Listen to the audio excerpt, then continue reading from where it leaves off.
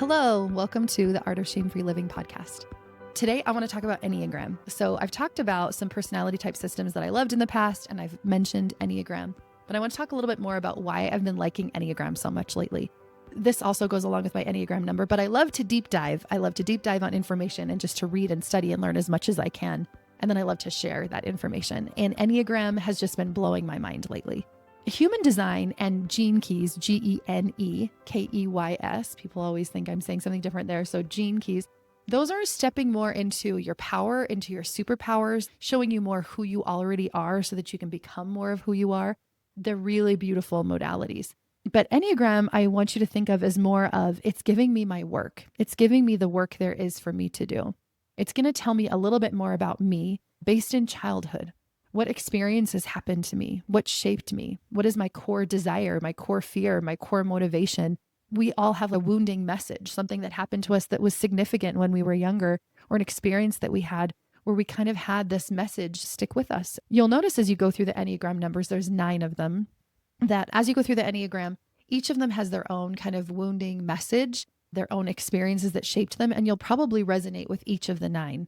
And I think that makes total sense that we would all have those parts of us within us, but you're going to be more one number than you are another. Another thing I'll mention about Enneagram is that it's better to self-diagnose. It's not one that's as easy to take a test and have it be super accurate. Sometimes they can be, sometimes they aren't. But as you just Google like Enneagram, it's Enneagram. You can just Google, like, just tell me about each of the 9 numbers. Let me read about them and see which ones resonate. And as you read more about the ones that are resonating, you can feel into them a little bit more. You'll be able to eliminate several of them right away. And then the ones that you feel like you might be kind of in between, like a 2 and a 9 or something like that, then you can read more about each one and see if you can figure it out. You can always also DM me on Instagram.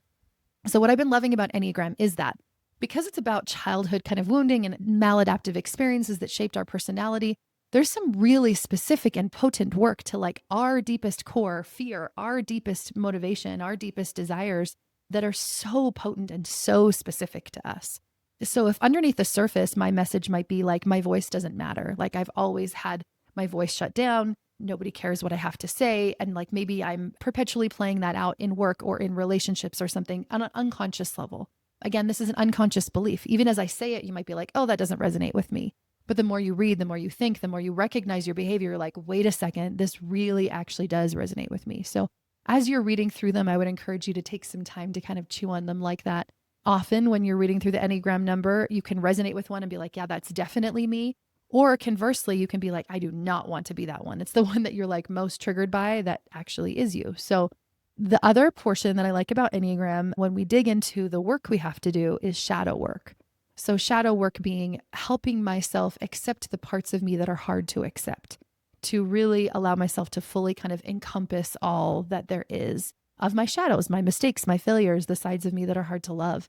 And I think Enneagram gives us really clear and specific shadow work. For instance, if you're an Enneagram 1, that controlling or more perfectionist or more rigid nature can be helped by doing things that are more playful or more fun.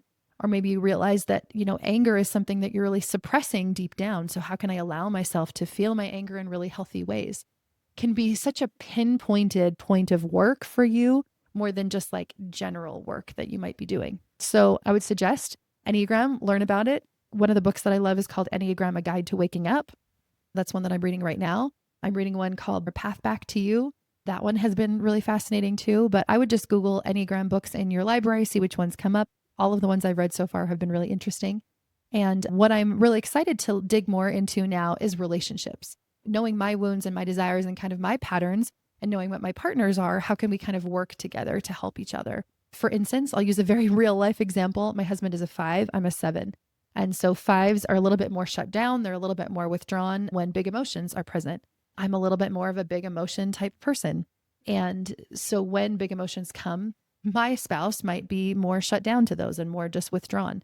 And so knowing those parts of us, we can kind of help each other more. Like when I'm feeling this way, this is what I would like from you, or this is what would be helpful. Or when you do this, I'm going to do this. And just kind of have those conversations about our patterns and about how we communicate so that we can both feel even more connected. So I'm really excited to do this work for me personally, for me and my husband.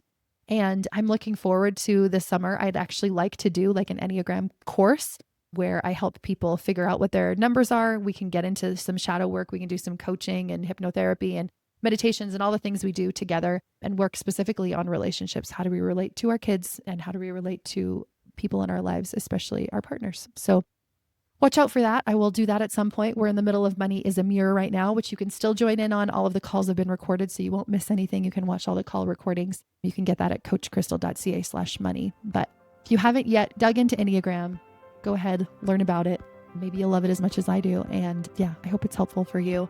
There is a book that I have not read yet that I will also suggest. It's by Dr. Dan Siegel, and he has one for therapists and counselors on how to use the Enneagram in practice. So if you're a coach, a counselor, a therapist, you might want to look into that one as well, because Dr. Siegel's great. We will see you next week. Thanks for being here.